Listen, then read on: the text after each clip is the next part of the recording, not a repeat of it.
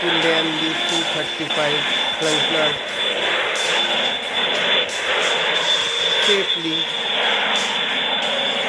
to the aircraft carrier. This is the first ever landing video on my YouTube channel that this Su-35 are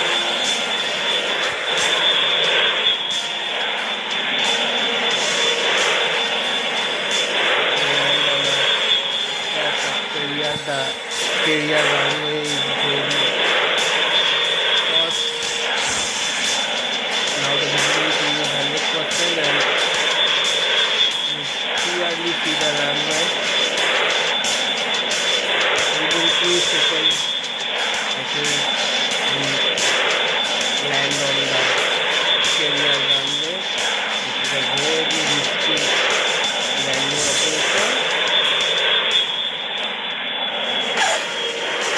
Successfully, the Su-35 land on the aircraft carrier.